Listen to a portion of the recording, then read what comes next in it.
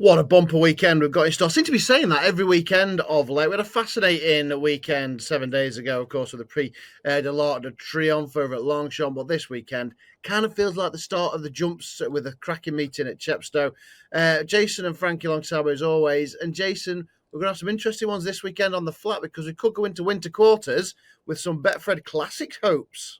How dare you say that we're going jumping, right? When we've got Aidan O'Brien on the cusp of trying to break his own world record, 21 for the current campaign with a double on Arc weekend with the juveniles and beaten an absolute whisker in the big one itself. Got a whole boatload of chances as well over the next couple of days and yeah, it's a really important time for them. And talk about throwing the kitchen sink at it. They want more of Fred's money. Don't you worry about that. They're gunning for it. Yeah, they won plenty of the Betfred Classics of late. And those that don't make it, Frankie, could be Triumph Hurdle hopes. Yeah, you never know. They might end up at Chepstow in one of these handicaps next year. We hope not. Sure, there's more class in the field at Newmarket than that. But I like it when you get this sort of this time of year and you get a bit of everything, don't you? So I'm looking forward to seeing the jumpers, but equally I'm looking forward to group racing at Newmarket. I went into a couple of yards actually this week. I went into Jamie Snowden's and Kim Bailey, so that was nice to whet the appetite for the jumpers. It is, yeah. It's a fascinating weekend. We've got so much to look forward to across both coasts. Don't forget, like, subscribe this video. We've got lots of excitement still to come on the flat.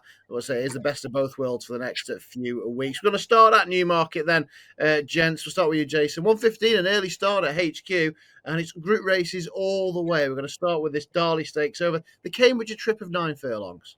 Yeah, I mean, look, it was lead artist last year who managed to get the job done in this, so it's a fair sort of level. I feel a little bit for Demisius. I mean, he ran really well at the start of the current campaign. He then went and dipped his toe into all the trials, didn't he? And he ran really well. Then he got completely lapped. I think he was beaten 52 lengths in the Betfred Epsom showpiece itself. But comes out, goes to France, wins easily, couple of lengths, takes a slight notch back up the ladder. But he's the one in here, isn't he? I mean, look, the likes of Liberty Lane, Gladius, they're going to pop along up on the front end. I think Doyler's going to have a nice run through, isn't he? He's also got a stablemate in there who can be used as a spoiler if need be. So, yeah, I think the Jolly gets the job done in the opener. Yeah, so it could be a big weekend. We've got plenty of chances at Watford in a week where Ammo and Godolphin have been flexing their muscles at the sales ranking. Yeah, plenty of cash being splashed at the sales. I'm going to go with Liberty Lane here, who's got a brilliant record at the track. He's had about one blowout here in 23, but since then he's won the Suffolk Stakes, he's won the Cambridgeshire, he's come second to lead artist, who's a Lockinge winner. He's great at the track. I think he's overpriced for a yard that's in serious form as well. Carl Burke couldn't be banging in any more winners last weekend with Fallen Angel obviously topping the bill. So tough assignment to win, but I see him as overpriced anyway, Liberty Lane. Interesting then. Okay, two against the field in a 6-runner Darley Stakes. We move on to 150. Jason, 10 furlongs, the Zetland Stakes. Potential Betfred Derby hopes in here. Yeah, absolutely. Well, you say the potential Derby horses, yes. When they get a mile and a quarter at the back end, I'll take you back to the dark ages. I won this on a couple of occasions with Double Trigger and Double Eclipse, two brothers. Mate, they stayed longer than the mother-in-law, didn't they? You know what I mean? The pair of them were absolute grinders. So normally, if you stay this far, you're going to get well in excess of a mile and a half next year. I've been impressed with Spice. I can't believe he's the sort of price he is. Now, the key here is you watch back all of the runs and you watch the way they go through the line. Now, I know he only managed to win by a neck.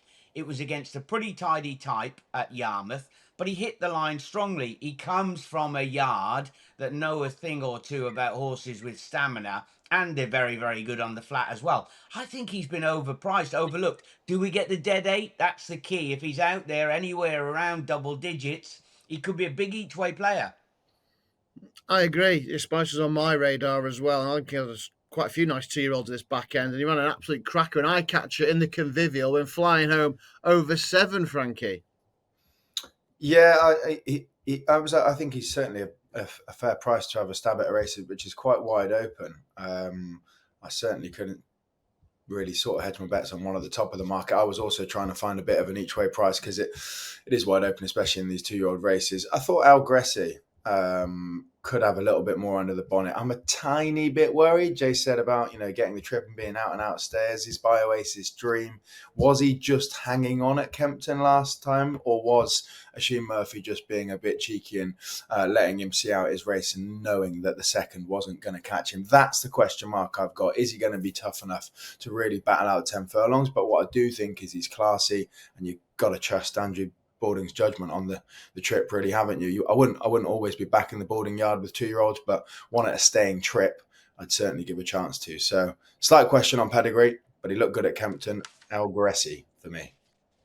Okay, we move on then to the Autumn Stakes over a mile. And again, another group race for the juveniles, Jason. Again, usual suspects, Messrs O'Brien, Appleby and Gosden, all with challenges. Yeah, Buick and Appleby have got a ridiculous chance in this, haven't they? I mean, Hanklow probably comes in best rated, got absolutely chinned on the line, and then a couple of unknowns. It's not like an Ed Dunlop, is it, to throw one in immediately off the back of that? So my eye is drawn definitely to Pathian, who I thought was pretty decent. But if you were to look back at Straight Up's win at Listowel last time, he never looked like really powering away until late on. He eventually goes and wins by 3 lengths. You're trying to gauge where is the form, how high does it sit? Well, the horse who was back in third is officially rated 80. 80, and he beat it by 8 lengths in a canter, suggesting that the step up in trip is going to suit. Also, you look at his pedigree, that was on heavy ground. Why won't he be even better under quicker conditions up at Newmarket? Yeah, he's a lot to like about him. And of course, the team won this race last year with a certain Delacroix as well, Frankie. I'll tell you what, it's a shame that Christophe Soumillon didn't make his way to Listowel, isn't it? that would have been brilliant. Super Sumian at the stole. Delacroix, who will probably be leading the Coolmore breeding charge, won't he? With the sad loss of Wootton Bassett. You got to have your eye drawn to Straight Up. As I've opened the page, I immediately thought I want to give Hanklow another chance. I backed him at Donny. He was well backed that day as well. He came into Doncaster off the back of a nice debut. I think I'd like to give him another chance. Again, for Carl Burke, we were banging on about him last weekend as well, weren't we? And a couple did go in, and could be a really strong end of the season for Mr. Burke. And I think Hanklow can hopefully get the job done. He was just chinned, wasn't he, on the line by Avicenna. I'll stick with him. Okay, Hanklow, yes. I think I'm quite surprised he got beat that day up at Donny as well. Right. The Dewhurst, what a race. Obviously, we'll probably have a new winter favourite for the Betfred 2000 Guineas after this. Charlie Appleby won it last year with Shadow of Light. He's got 3. Aidan O'Brien got 2 as well. And, Jason, I know you're a big fan. You've put him up a couple of times already this season. The unbeaten Zavateri, who costs just a fraction of some of these blue bloods. What a race in store. Yeah, is he being disrespected? He's winning everything, and he still won't go off favourite. Zavaretti. Mate, they don't like him, do they? I mean, or the punters haven't latched onto him or whatever. He's a wonderful, wonderful story, isn't he? And the more I watch back the win last time up the hill when he beat Stard was. I think that Charlie Bishop had to get him racing. Then he waited. He came back up out the saddle, and then he went again and launched his challenge. So he's probably got a little bit more of an upside. Do we, dare I say it, with such a wonderful race, we haven't got a standout yet, have we? I don't think we've got one that's really sort of dominated. I'm reading into it a lot, but when Holly Doyle got let go with her job, there was talk about where were all the superstars going to be coming from. Oisin Murphy with 1 million different retainers. Oxagon's a fascinating runner, isn't he? When he won up the hill at Sandown, he looked really, really good. He goes to Doncaster. It was only Puerto Rico who managed to beat him. We've seen what he's gone and done over in France. And I think he got stuck in the ground at Doncaster. He's a Right. real low daisy cutter. He's got a beautiful galloping action. Faster ground here. Gosden throwing him in here straight off the champagne, thinking, oh, do you know what? We'll have a crack at the Dewhurst here. There are lots of angles in to think that we haven't seen the best of Octagon. And it's surprisingly a little bit left field. One of Gosden's at 9-1 in a Group 1. He doesn't just throw them in, does he? I agree, No, Jace. yeah, it looked like a match of the champagne, didn't it, with Goan, and he put him in his place. And you're right, reading back now the form with what Puerto Rico did in the Lagardère, he could be overpriced, and he probably won't that price much longer with Mr. O'Murphy's name next to him, Frankie. No, he probably won't, especially if he's banged in a couple of winners earlier on the card. It's down as good ground at Donny on the Racing Post. It was, and it absolutely lashed it down before. And if you watch the race back, you can, like you said, Jace, you can see him getting a little bit stuck in it, and you'd hope on better ground he'll just skip across the top of it. I suppose to add to that, all of these little angles in and things you pick up on, the paddock was empty, not a soul in there besides Mr. Gosden, and he looked furious when they got beat. And you know, they're only small little things you pick up on, but he was out in the middle of the paddock. It was hammering it down, and he was, he was out there to watch Octagon. And looked livid when they were beat. I know, by a nice horse. So I'd imagine they were expecting a big run that day, and yeah, maybe got stuck in the ground a bit. Comes into this. I really fancy him. I think he ran a massive race. And when we, you dig in because you go, right, Distant Storm, he's done the Godolphin normal thing, hasn't he? Looked really good on debut, bombed out second time, comes back out and absolutely dots up. So he's going to be at the top of the market, I would imagine. Saba Desert, he went down the native trail route, didn't he? He won at Sandown the same race. He came to Newmarket the same race. He goes over to the National. He gets absolutely lapped. I mean, all of a sudden, he's gone from top of the pecking order out to a 33-1 poke with Billy Loughnane on. There are so many different angles in. And then, as you mentioned it, Zavateri at the top of the pile, unbeaten, done nothing wrong. We'll go, well, he get beat today. Yeah, you kind of think that, don't you? Though you think, and I know that connections of that. If they were hearing it, must just be livid because he's obviously the apple of their eye. And why can't he go and win? But there's a feeling that for all that he's won the races he has, he's not quite a Dewhurst horse, and you don't really know why, but you just feel there has to be. We're willing something to be better than him, really, aren't we? Which is really harsh, but you do feel he'll get beat. And then the Coolmore horses, I think both of them again, they've sort of tops and turns, and a star hasn't really shone from either of Gustard or Italy. So yeah, it's a funny old field. It's a fascinating. You're right with Zavateri. I mean, what else has he had to do? He's won a July Stakes. He's won a Richmond. National. He's going to win a National Stakes, a Group 1, and he's beaten the good horse. He's beat the right horse in behind him, but he still probably isn't getting the credit that he deserves. Right, brilliant. 4 group races done and dusted, but they are absolutely super. And then we've got, of course, the big one. And we mentioned this, a smaller field of Cambridge a couple of weeks ago. We've only got 21 once again for the Cesarewitch, a race over 2 counties, Jace. Oh, I tell you, I mean, how unlucky has Baylor Berry been the last twice? He should have won at Doncaster and he should have won at Newbury. But is it because he won't settle in the early stages that he's got to be dropped in? Now, he steps up to the marathon distance, which is a bit of an unknown for him. But he comes from the right sort of quarters, doesn't he? You don't get Ian Williams just throwing them in. Who comes in for the spin? Billy Loughnane. He's only ridden him once, 1-from-1 on him, nudged out for an easy win over the 1.5 miles at headquarters. He gets the addition of a hood on for the first time. And I know that you can say it's a big question mark as to whether he will stay. And you got lots of these older guaranteed stayers, jumpers with strong stamina. This has got so much natural pace. I mean, like if he can hold on to him to the bushes and then give him a bit of a squeeze, surely he's got too much flat speed for these. Interesting. Yeah, he has been a bit keen, but I tell you, he went through a right run, didn't he? He was very impressive in some of those wins. He won the Racing League as well, and he's kept his form very well indeed. Ian Williams, obviously, he's a master in these staying races, certainly likes the Chester Cup he's won previously. So Baylor Bay for Jason, but Frankie, we've got a 21 runner field, and 10 of them are coming for those pesky jumps boys in Ireland. I was going to say, yeah, that's where I'm looking as well. To 3 jumps trainers if I if you'd get the whole shortlist, but I'll try and shorten it down for you, Matt, in these handicaps. I was actually initially drawn to Hip Hop de Loire again. I know he's got to carry 9 stone 12, but he ran a big race at Donny, and he's carried plenty of weight before. And the reason Willie Mullins said he wouldn't win an Ebor is because he didn't quite have the pace. But over 2 miles and 2 at a different track, and off the back of running a good race at Donny, like I said, behind Sweet William, who's absolutely no mug. He's a group horse.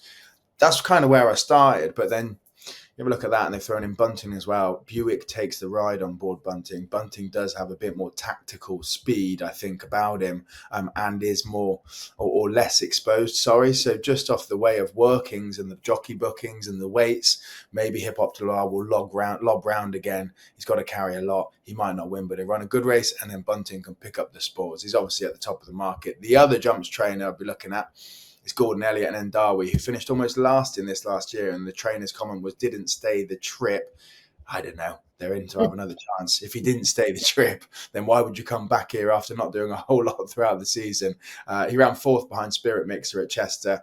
Fallon was on board that day, is on board again. I think it's a decent jockey booking for a decent chance. So it's Mr. Mullins and Mr. Elliott for me. I'd have Bunting and Endawi. And so someone's going to get their anorak on and tell me when was the last time Jamie Spencer did 8 stone 8. And that'll be the angle in as well, won't it? You know, like it's not very often that he's going to be missing breakfast to get out there for a 2 mile 2 handicap. So Mordor, fascinating to see how he goes. And you know, again, I'll probably when it comes round, I'll have a good look at him in the prelims. Right down the bottom, Belgravian for Balding and Nicola Curry. That's a combination, haven't they? Been going well. Just 8 stone 2 on his back. All right, I know he's only a 3-year-old, but just the type who could keep on improving. I'll tell you something, Jace. The last time James Spence did 8 stone 11 was on Endawi last year. So he wants to win this race. I know it's not 8-8, but it's still low enough. Yeah, tight enough. Yeah.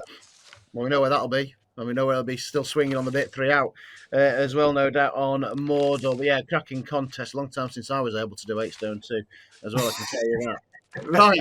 York, it's the final meeting on the Knavesmire. What another season it is. Brilliant season it has been, of course, on the Knavesmire. And we've got 3 races on the ITV cameras. We'll go through these with Jason. Then we'll talk a couple at Chepstow with Frankie as well. The Rockingham Stakes. This one again for the juveniles. This is over 6 furlongs. Maybe next year's Commonwealth Cup horses. Some good sprinters here, Jace. Yeah, I thought right down the bottom, Ed Walker, the first horse that he's trained for the King and the Queen, Lightning Polka, who made her racecourse debut at Haydock, got the job done, went up to Ayr, and it was funny sort of race. You know, Scotland's only group race, the Firth of Clyde, stays on from the back of the pack, hit the line really well, suggesting that 7 furlongs was going to be the port of call. I can only imagine that she's come back and the jockey has said didn't handle the ground conditions whatsoever, could never really get into any sort of early position. So he keeps her back down at the 6 furlongs. If that is the case, I think she's been way overlooked in the market. She's out there 12, 14, somewhere around there, even bigger, I think. So she has to be a bit of an each-way player. Tom Eaves coming in for a very rare ride for the Ed Walker team, but down over the sprint distance, and we know that he can do the job. So Lightning Polka's got to be a bit of a runner. Not a sprint loaded with natural pace, but she'll be hitting the line strongly. Yeah, interesting one, isn't it, for Her Majesties? And yeah, Tom Eaves getting the ride as well. Let's move on to the 205. I thought it was interesting that Tom Marquand had a good book of rides for William Haggis on the day. When he gets this one, he is in Jan, who, when I'm talking through a pocket, I backed him in the Cambridgeshire. How unlucky was he? He won his race by 4.5 lengths. Still came fourth. Now, the thing with him, he's been all over, hasn't he? He's been in Maidan. I think he was with Paddy Toomey for a little bit. He's been chopping and changing. He's only had 3 runs for TJ. Not great.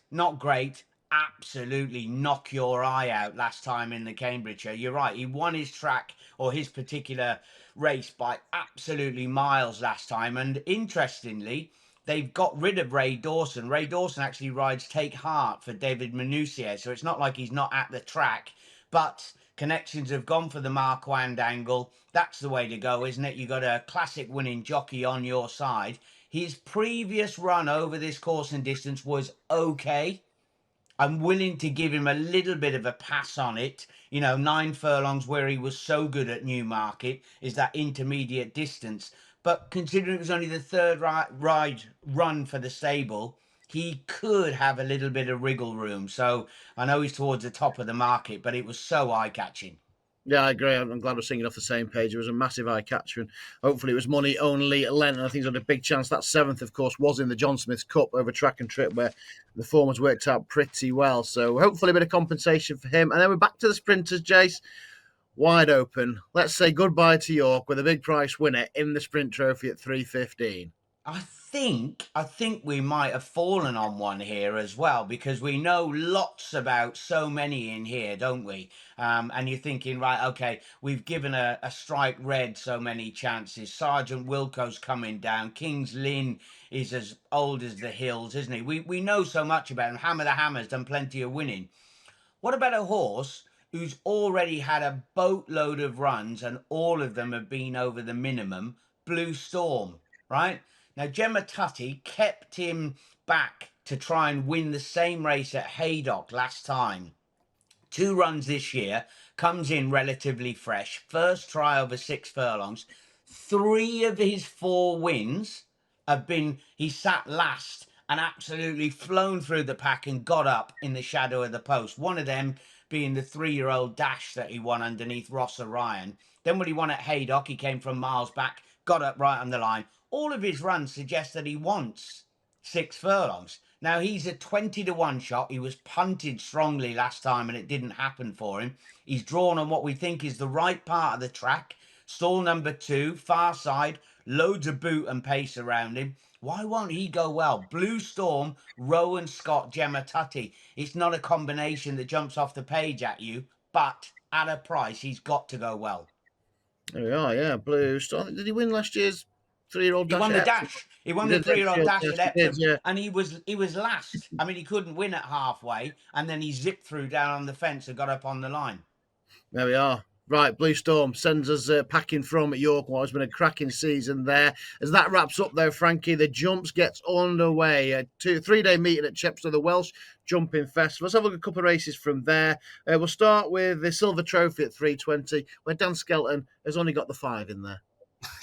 Yeah, Willie Mullins is playing on his mind already, probably. That Trainers' Championship that just slipped away from him last year. It's going to be a fascinating season. I think the Trainers' Championship really added something to the jumps last year, didn't it? And I'm sure they'll all be gunning for it again. Dan wants to win it. Willie Mullins wants to do it in both countries. And Paul Nicholls probably is on a bit of a redemption mission as well. My shout in this is going to Nicholls. It's a good little race. Royal Infantry, we won on this card last year for the Scoutons. Off the back of running in the championship bumper, he probably go well. Josh the Boss, I think, won this last year, and Nappers Hill for Paul Nicholls won this in 2022, I think. Now he's been off the track for a very long time. He's a graded horse. He's got to carry top weight. He actually finished up over fences and now comes back over hurdles. He was last seen, there you go, 11th of November 23. The thing that kind of puts me in his corner is speaking to Harry Cobden, saying that Nicholls is ahead of the game this year. He said a lot of his horses are more forward than they might normally be this time of year. And he said those good sort of consistent horses, the ones that will run their race and know their job, you could back them blind. And you just take a bit of trust that you wouldn't back a horse after that many days off usually. But if he's coming here in rude health, back over hurdles and a couple of pounds down from when we last saw him a couple of years ago, you might just get a great price about a graded hurdler here. So I'll take a swing at Nappers Hill on the basis that Nicholls' horses are eager and ready to run. Cool. Okie dokie then. We'll move on to the 4 o'clock. Got a 4-year-old hurdle. Does that bring you to Clotilda then with Paul Nicholls and Harry Cobden again? Or do we look elsewhere? It doesn't. I'm going to go with the Twistons, who have Into Something Good, who will be fitter than plenty of these because he won at Bangor on D only last month, early September, and he's been running well through the summer. Is he just a summer hurdler?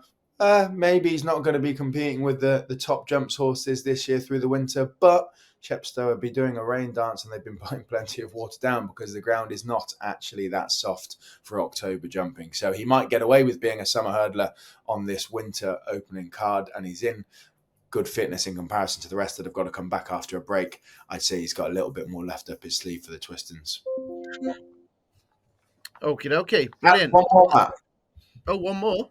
Yeah, why not? The 245. Just he's probably going to go off favourite. I know you love this horse, Destroy the Evidence, but I went into Kimberley and Matt Nichols's earlier this week, and you'd have a vote of confidence for him.